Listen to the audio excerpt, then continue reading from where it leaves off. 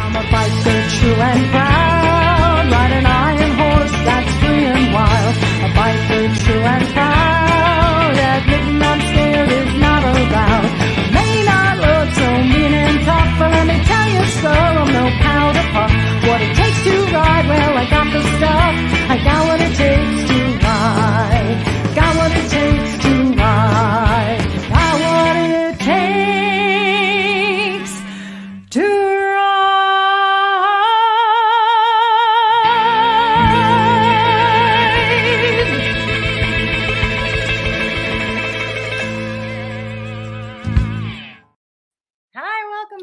It's Never Too Late, where we believe it's never too late to live your dreams, have some fun, or start something new.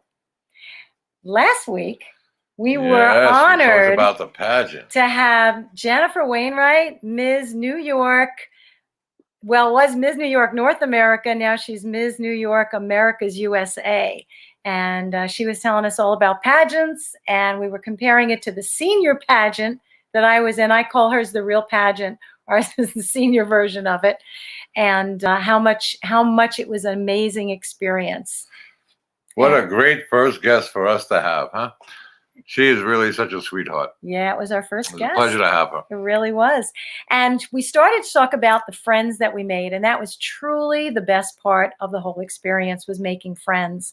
And we're going to talk more about that on this episode and how it changed a couple of our trips because of that, to visit friends. And last week we showed about how all the opportunities I got being Ms. New York Senior America, being in parades, and going to the state fair. Yep. And we would, like, at the end, when my reign was finished and I crowned the new queen, Nancy Witter, I put together a video of a lot of the things that I did while I was reigning and all the opportunities I had. And I put music behind it from another song that I wrote called Riding 9 to 5. And I took the main part of that song and I put it behind this video. So this is what they played my last day as the reigning queen, and we're going to show it to you now.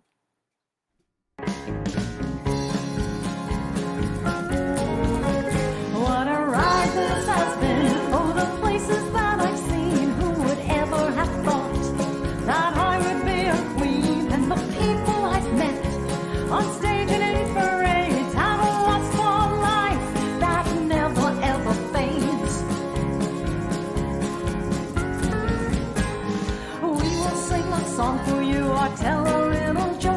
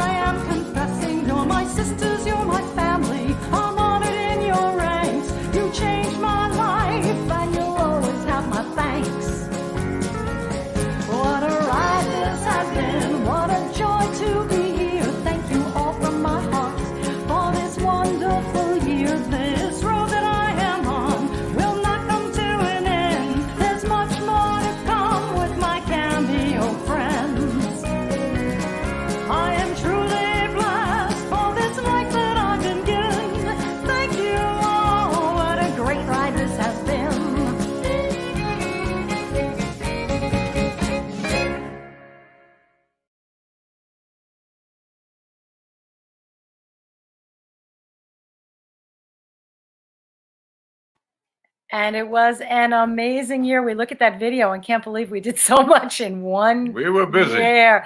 No doubt. And in the song, I mentioned Bling because when I entered, I was a biker, and I very Well, rarely. before you were a biker, you was what? What? Goody two shoes. Oh, please. What I meant was I didn't wear a lot of bling and jewelry and stuff, and I had to get used. They said you have to have bling. You're going to be a queen, you have to have bling. So that's why I mentioned that in the song a few But you times. learned and adapted very well. I did. So we wanted to talk about today. We're going to concentrate on the friends that I got to meet and some very special friends. When I was at the Nationals in Atlantic City, I went over to Miss California. Her name is Rita Pardue. Beautiful, beautiful lady, Rita Pardue. And I said to her, you know, I'm going to be in your home state in a couple of weeks. I'm coming to visit. I'm going to the American Film Market. I knew her all of 30 seconds. And she said to me, well, come stay with me. And that's what it's like with the women that you meet in these pageants. I was like, come stay with you. And she said, absolutely. And so 2 weeks later, that's us at the gala at the national pageant. And so I went to stay with her for 10 days in her home. We became like sisters. She gave me her room. She took the couch. She insisted. And we had the best time together. We'd go out to dinner at night. She took me to her radio station. She was, at the time, she's moved now, but she was doing radio. She did commercials. She did all kinds of wonderful things. She worked at this radio station. She did all kinds of charity events. Truly, truly an amazing queen. She represented California quite well. That night, we went to the Pasadena Playhouse. And of course, we had to go in our crown and sashes. And people were taking pictures of us when we were in the lobby. And if you notice my foot there, it's got a bandage on it. And I actually went to the Nationals with my foot bandage. I had a little, how should we put this? A little incident with my motorcycle a few weeks before the Nationals. And thank God my ankle didn't break. It was just really sprained. So it was just easier for me at the time to wear the bandage. So when I went into my interview for the Nationals, I actually had the bandage on, one high heel and one sneaker with the bandage. I said, I'm not making a fashion statement. But luckily, the gowns were long. She hit it. Yeah, I actually wore one heel and one sneaker under the gown. The only time I wore two sneakers was doing my talent when I was in the chaps, and I actually got through that okay on my ankle. I said, I'm here, I'm doing it, I'm dancing on it, and I did. And it was an amazing time, And whenever we go on trips now, we try to visit one of the girls from one of the states that was there at the pageant. And this next trip, we go to Daytona a lot, we go to Myrtle Beach a lot for the bike rallies. And this trip with some family too. Not always a bike rally. And we have a lot to tell you about my family in another episode. Friends. So this one particular trip, we took the regular route going down south, but then when we came back, it was different. It was because of someone that I met in the pageant. We were taking our trip to Florida, and the usual way we go, we don't like highways. We took 1317 through the Chesapeake Bay Bridge tunnel, which is so much fun to ride. And there I am. I always have my crown and sashes in my saddlebag to take pictures.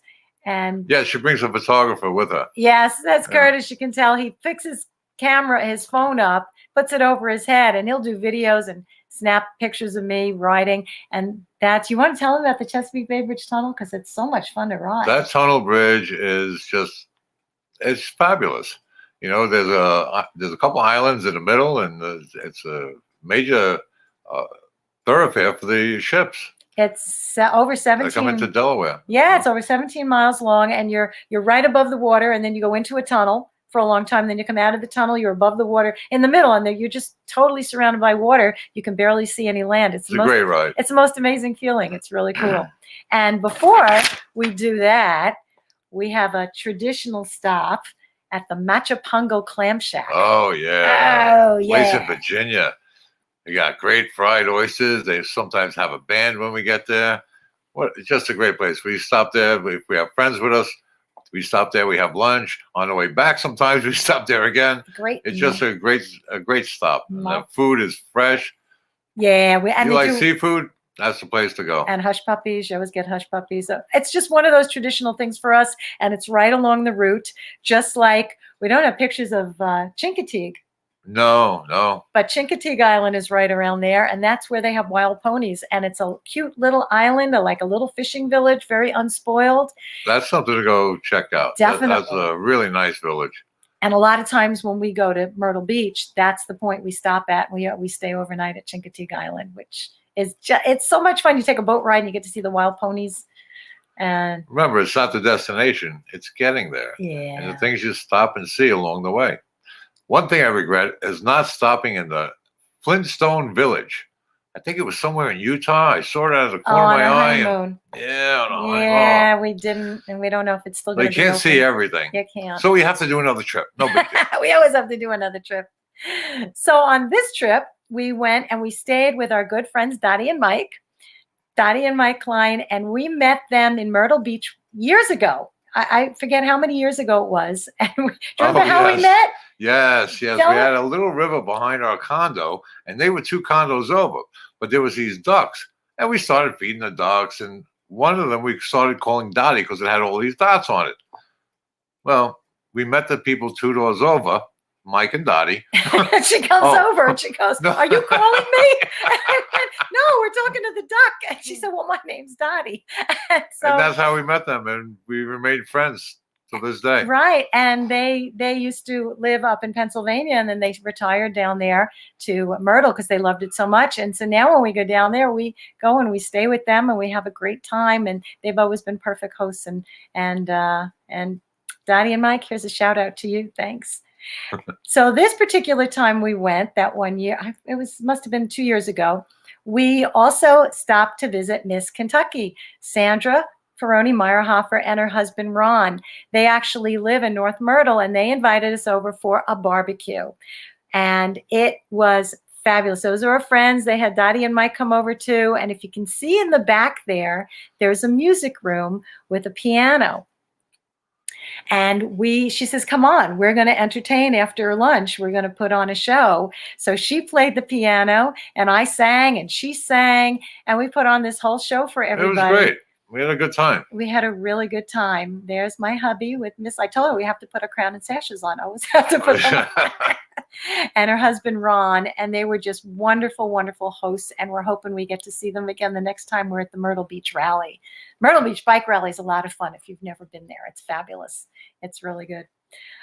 Then we continued down south because we were going to go to visit relatives, and we're going to tell you about that very special trip on another episode. But we saw this sign and we couldn't resist going there. There was a restaurant called the Tattooed Moose, and it had a sign that said motorcycle parking only, as in no cars. And the fine print at the bottom says mopeds are questionable. We couldn't not go to this restaurant. And the food was pretty good there too. And they had good beer. They had good beer. Yeah. Yeah, they had really good beer. And they had a big Brooklyn brewery sign on the wall. And well, you gotta hit Brooklyn. A Brooklyn boys, a Brooklyn boy. I'll tell you. So that was on Johns Island, South Carolina. South Carolina, right? Yeah. And then we continued. Well, we went to Florida to see our relatives, but like I said, that's an episode to tell you about my family. So on the way back up now, we took a different route. Instead of staying on the coast, taking 95 or 17, we went through Georgia because we were going into Tennessee. Now, I told a friend of mine the route we were taking, and he said, "You've got to stop, and take a ride on the Charahula Highway." Right. So we mapped it out, and we went, "Oh, what right. That's a great way ride." later. Yeah. That's way later. Jumping ahead. But before we got there, jumping ahead. That was such a good road. Well, first we had to stop for lunch in Georgia. Oh, and yes. We found this little sign that said Clarksville. That's what the sign says. And we're thinking the Monkees song for all of you know, the last train to Clarksville. So we go to the little restaurant there called The Attic. And the first thing Curtis asked the waitress is, Where's the train station? She goes, "I don't know. How could you not know where the train station is?" Well, we looked it up and we found out we were in the wrong Clarksville. That was Clarksville. Was it Tennessee? The real one? The real one, I think, was in Tennessee. I think it's Tennessee, and we were in Georgia. But we had a nice lunch anyway. And we stopped and we took some I think the pictures. waitress was so young, she probably didn't even know the She wouldn't have monkeys known the anyway. monkeys. So Nah, no. But we had to take that picture and say we're in Clarksville. And we continued our little journey. And we went through the hay fields. And anytime there's a photo op, I get the crown and sashes on and we take it. And it was just a beautiful, beautiful ride. Now, the reason we were taking this route is because of Miss Kansas 2019, Margo Jacobs. Beautiful, beautiful lady. Now, let me tell you how I met Margo. I was on Facebook, of course, with my friends from the pageant, and she found me on Facebook. She was going to be in the pageant the following year. I was in 2018. She was going to represent Kansas in 2019. She found me on Facebook and she said, I love your music. I'm a big fan. The next time you come to Nashville, you can come stay with me. So I had Miss California, I knew for 30 seconds, who invited me. And then Margo, who never even met me, but saw me online. And she knew Miss Tennessee really well, who I became friendly with. these women are just so wonderful. Amazing. And pleasant to be around. They're just great people. That's Margo and her husband, Phil. And they have a beautiful daughter, Leah. And that was when she did her pageant in 2019. And so we had rerouted our return trip because of Margo. We said, well, let's go see Nashville. Let's make a big loop and come around. So that's what we did. Well, she didn't have a spare room for us. No, she had a spare house. She had a spare house. Her grandmother's house was right next door. And we had a whole house that she gave. Look at, that's the kitchen, and gives you an idea of what this absolutely adorable little cottage was like. And Margo had a basket full of breakfast things. Oh, yeah. Snack She bars. found out what we like to eat before we got there. Eggs she in had the snacks for us. refrigerator. I'm telling you, all these women that we have met through this pageant stuff, they're all such sweet, wonderful people. It's amazing. They were. I don't know why I think it's amazing, but no, it is maybe amazing. it's because I'm from New York. I don't know. Hey, get out of here, huh? No, it is amazing. It is amazing that this lovely lady would just invite a total stranger to come and stay. We had such a wonderful time with them too. And her house, I could spend a whole episode on her house and her creativity and what she's done with her house, yeah, repurposing wood. It was just gorgeous. And so we were there in Nashville, and we said, okay, she couldn't come with us, but we took our motorcycles, crown and sashes, and we went into Nashville. It was a tough route. I had to map it out. We went to the corner, made a left, and stayed there until we got to Nashville. And we were there. Who could ask for anything better than that? So if you've never been to Nashville, we'll tell you a little bit about it. It's basically two main roads, and each road has bars on it. And every 20 feet, there's another bar. And each bar has like 3 floors. And on every floor, there's a different band playing. Well, that was because the CMT Awards were going on.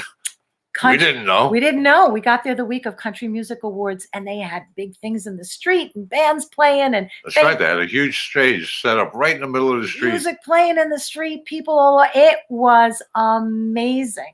They had rooftop bars. The bands were up on top of the roofs of every building. It was just an amazing time. And we stopped at every bar. We stopped at in Nashville. If anybody knows anything about doing open mic nights and stuff like that, you have to make a reservation 6 months in advance.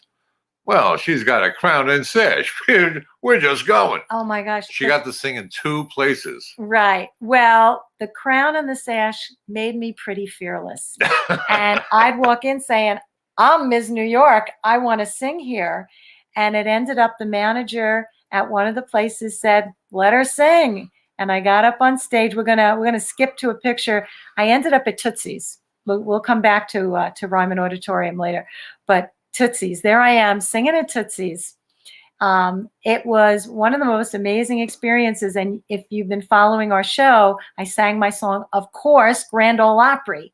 I had to sing Grand Ole Opry there. Mm-hmm. And they loved it, and they asked for a second song, and I was just so thrilled and honored. But that's one of the things the crown and the sash do for you. It makes you fearless. It just makes you very gutsy and do things you would never ordinarily do. That was amazing. But we're going to go back to the picture of the Ryman Auditorium. Oh, yeah. Tell them about the Ryman. The Ryman was the original Grand Ole Opry. And we mentioned the circle of wood. That's where it came from. That's in the new Grand Ole Opry that we actually got to stand on when we took the backstage tour. The Grand Ole Opry now, it was in 1974, they moved it to Opryland. And then they almost tore it down. And they decided, no, we have to keep it. It's a landmark. So they called it the Ryman Auditorium now. And we didn't get to go to a show there because we were just so busy. We didn't get to go to a show. But the history of this place, I'm there with a little statue of little Jimmy Dickens from 1948. And it was originally built as a tabernacle. And they'd have revival meetings there. The first performance of John Philip Sousa was at the Ryman, well, what they called the original, the Opry House. Enrico Caruso was there, Will Rogers, Katharine Hepburn was there. And in 1943 is when the Opry, that became the home of the Opry, and Elvis sang there. And then in 63, they changed the name to the Grand Ole Opry House. And then in 74, they just decided they needed a bigger venue because they had so many people wanted to go. And the Circle of Wood was part of the original stage at the Ryman. And they cut a big circle like this, and they put that piece of wood on the stage of what's now the Grand Ole Opry in Opryland. And when you sing on center stage, you're standing on that piece of wood. There is a lot of history to the Grand Ole Opry. And well, as my song said, Grand Ole Opry, one of these days I'll be singing there, God willing, and I'll be singing Grand Ole Opry when I'm at the Grand Ole Opry. Yeah. And they actually filmed Coal Miner's Daughter outside the Ryman on the corner there. You can see that building, which is very, very cool. So now we're about ready to leave Nashville, and we're packing up. We're packing our bikes. Oh, that's me and Margo the night before we left, just kind of goofing around. We just had so much fun, just so much fun. I don't know what those are, antlers or something that we put on our heads. And the next day we packed up our bikes and we were getting ready to move on. And what was next? Oh, we had to go. Margo said, you have to go to the Loveless Motel for lunch, for breakfast. So what kind of name is that? The Loveless Motel, right? But the food was good. Food, and you were on a keto diet. Yeah. He was on a keto diet, and he loves biscuits and gravy, and he couldn't have any. So I'm sitting there stuffing my face. I was so full. The food was so great. It with steak and eggs and homemade biscuits, homemade jams. I think it was home churned butter. It was the most amazing place to eat. It was fabulous.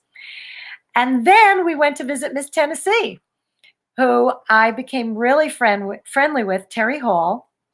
We visited her. She lived near Chattanooga.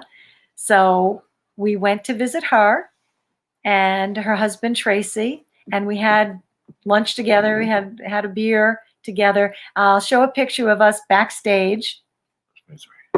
And that's her on the left. That's Terry. Me in the middle. That's Ms. Missouri. And that's Miss Texas in the red with us waiting backstage. At that moment, Miss Tennessee and I were both in the top 10. And we were waiting now to go back on stage to find out who was going to win. Terry ended up being second runner-up. She sang a great bluesy song, a Peggy Lee Fever song. She was outrageous. And so we had to go visit her. And it was Chattanooga. And we needed a hotel to stay in. So and did we find a hotel? We recommend it highly. That's us having lunch with them that day. I like that picture of us, so I had to put it in. So we're in. This is the Chattanooga Choo Hotel. What you can stay on old trains, the original choo-choo train. That's the original Chattanooga Choo. It's actually there. This is an old train station converted into a hotel. Yeah. And you could actually stay on some of the old train cars. That train car right there, they turned into a hotel room, and you could stay in that. We didn't know that when we first got there. I just knew he loves trains, and we were looking on his GPS for a local hotel. It said Chattanooga Choo Hotel, if you know the song from years ago, Chattanooga Choo. And so I said, oh, he loves trains. He's going to pick that place. And there it ended up. That's the actual platform from the original station. That's the platform, and they turned the rest of it into beautiful bushes and They had an indoor pool there fountains. too, and a restaurant attached. It was fabulous. It's huge. It's huge. And if you're going to be in Chattanooga, you got to stay at the Chattanooga Choo Hotel. And if you remember that, I don't know, was it Benny Goodman? I don't remember who it was. But pardon me, boys, is that the Chattanooga Choo? That old song from the 40s. Yes, she sings about everything. Which used to drive you crazy, and now you like it. It's all right. Ah! I kind of got used to it. So now we're heading home, and we're on the Cherrahola Highway, which kind of intersects or parallels the Tail of the Dragon. Tail of the which we did Dragon, yep. on our honeymoon. It's perpendicular. And it's just as pretty. It's just as beautiful. I think, yeah, that's a view from part of it. And you just go for miles and miles and miles. And then what do we have waterfall there, next? too. Oh, yeah. We found out there was a waterfall right off of it. And we had to actually turn back to go back and find it. Because we had it. That's Bald River Falls. And everybody just goes there to take a picture of it. And then it was raining. So we couldn't come straight back. So we headed north to get out of the rain. And what was north of us? Ohio, which is where the AMA Hall of Fame is. So I called them up and I said, "Are you there? We're coming," because they were gracious enough to put me on the cover of their national magazine a couple of months before. And they were thrilled, and they took pictures when we got there.